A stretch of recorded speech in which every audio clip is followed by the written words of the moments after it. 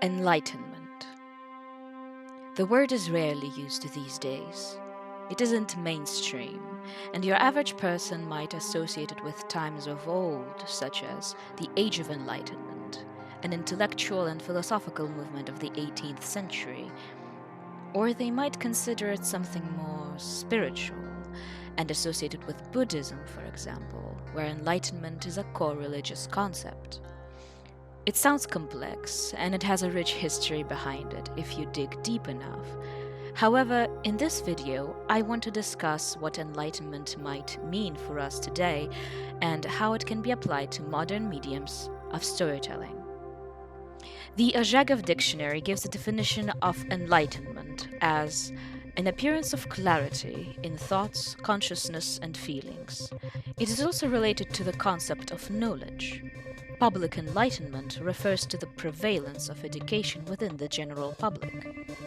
The Merriam-Webster dictionary says that enlightenment is the act or means of enlightening, that is, providing knowledge, understanding, or insight, and the state of being enlightened, meaning freed from ignorance and misinformation. One could say that we live in an enlightened age. In comparison to our past, it surely is. We have come a long way, and the side effect of being the only intellectually developed species on the planet is that we don't have anybody to compare to but ourselves. Still, one can always strive towards improvement, placing certain ideals on podiums like lighthouses that guide us through tempests and maelstroms of the ocean that is life. The sky is often dark, overcast by clouds of uncertainty that the future is by definition, and the anxiety that stems from the lack of complete understanding of the present world around us. Following this analogy, in my opinion, enlightenment as a concept perfectly encompasses the feeling of rays of sunlight that appear when the sky momentarily appears through the cracks within those clouds, warming your skin and offering a glimpse into the magnificent palette of rose and gold-colored sunrise. That one single moment. Saying that one is searching for enlightenment might appear as a grand claim, and it might actually be. Complete enlightenment means complete understanding, full insight into the universe around you and into yourself. In some ways, it may be unreachable.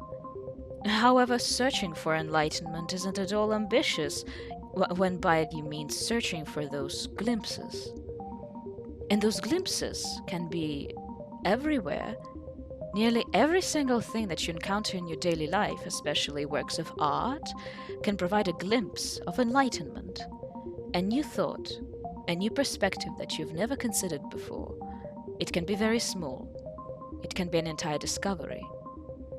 And in my opinion, it is very important to be able to see those glimpses and recognize them, especially if they can provide a momentary respite from the turmoil of modern life. You can catch those glimpses while taking a look at a painting, reading a book, listening to a song, playing a video game. Yes, for me, video games aren't as much mediums of entertainment as they are mediums of enlightenment. They are extremely personal, much more personal than any other medium of storytelling, because they offer the player direct interaction with their worlds and characters, allowing for projection and deeper engagement. They offer a perspective that becomes your own as you play through the game.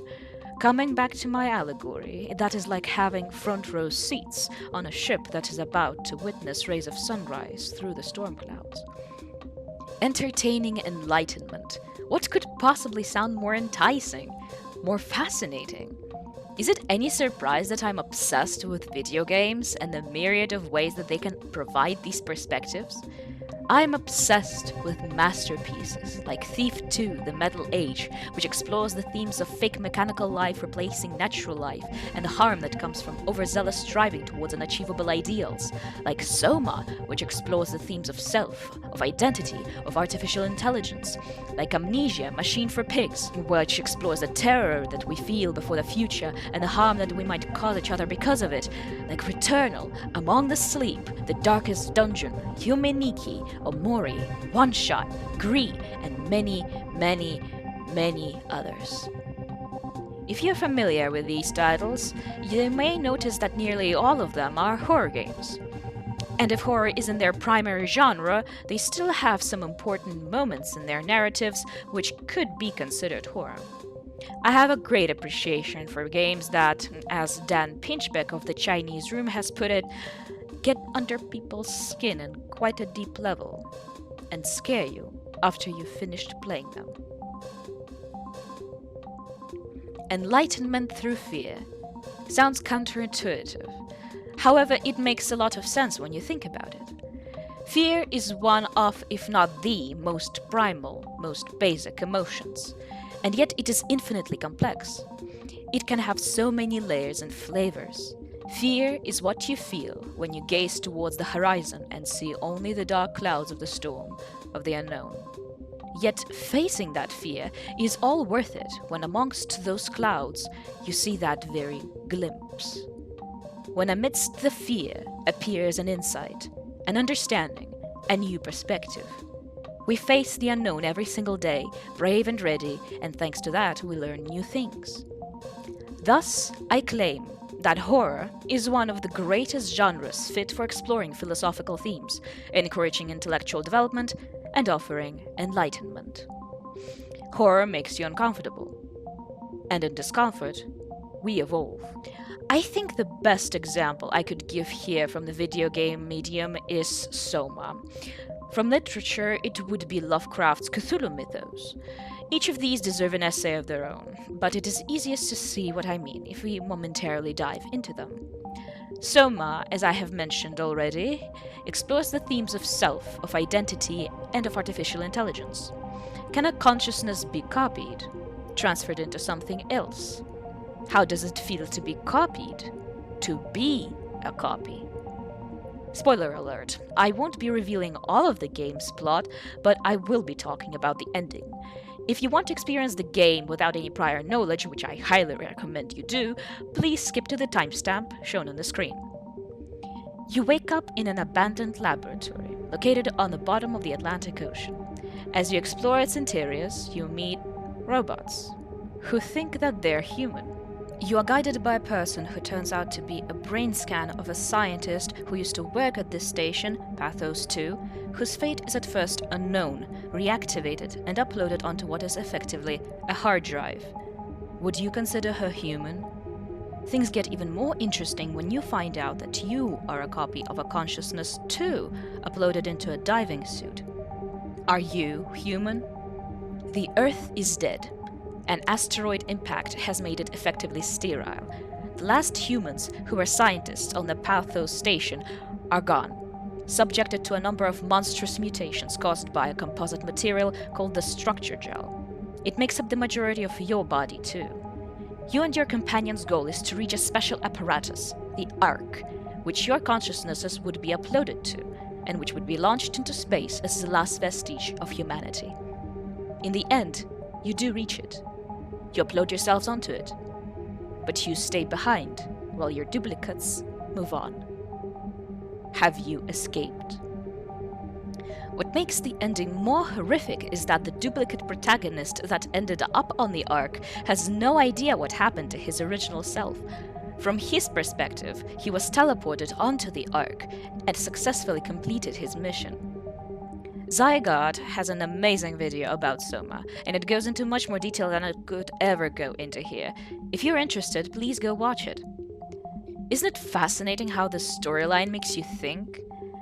Makes you consider what it means to be a person, what it means to be, to wonder what being is. You don't think about such things at all while moving through your daily rituals. Each may come to their own realizations and conclusions here as they play through the game. Overall, there is no correct answer. Now turning to look at Lovecraft, whose pantheon of eldritch deities has been haunting my mind ever since I first read the all-world famous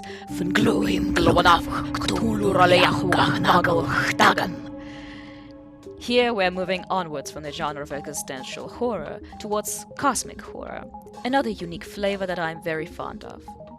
Lovecraft's Cthulhu mythos are a collection of short stories and books that all center around one theme: that of the humanity's feebleness and insignificance in the face of the universe. They tell stories of a loose pantheon of ancient gods, the great old ones, who used to rule the earth but have since fallen into death-like slumber. One of them is Cthulhu, who sleeps at the bottom of the Pacific in a megapolis of non-Euclidean geometry, and whose awakening would mean death to all humans. Another central theme of Lovecraft's works is people going insane from their inability to comprehend the vast and the great.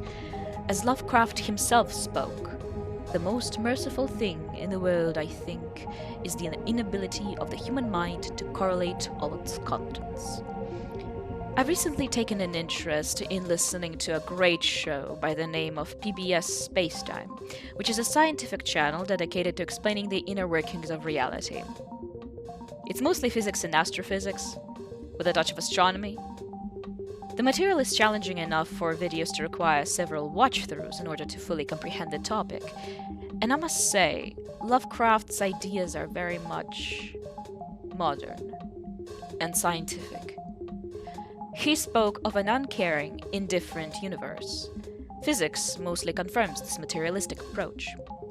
But Lovecraft also spoke that the universe is incomprehensible, and that humans will go insane earlier than they will fully understand the inner workings of it. And while it is true that the universe is still full of mysteries, each decides for themselves whether or not it is fully cognoscible. Aside from providing additional insight into yourself and the world around us, what I find is also very important about deep philosophical musings like this is how they shift your perspective towards daily life. You stare into the abyss, and it stares back at you. And then you look back at your quaint little apartment, go cook dinner, and see your family again. And it gives you a new appreciation for all these things, a little more power to fight through the daily struggles, through contrast of horrific and alien to familiar and domestic. You think, how good that I am not actually a brain scan uploaded into a rotten swimsuit trying to find its way out of an abandoned subaquatic station. How good it is to see the sunrise, to hear the birds sing. For me, the coffee is richer, and the cream in it is sweeter, after I have subjected myself to another deep dive into the existentialistic plotlines full of horrifying implications. And mayhaps, what I'm saying here is obvious, but putting such things into words, verbalizing the reason why I personally love horror so much, has given me the opportunity to reflect and to glimpse. Hopefully, this essay has brought something new and enjoyable into your day as well. Have a great one, and I'll see you around.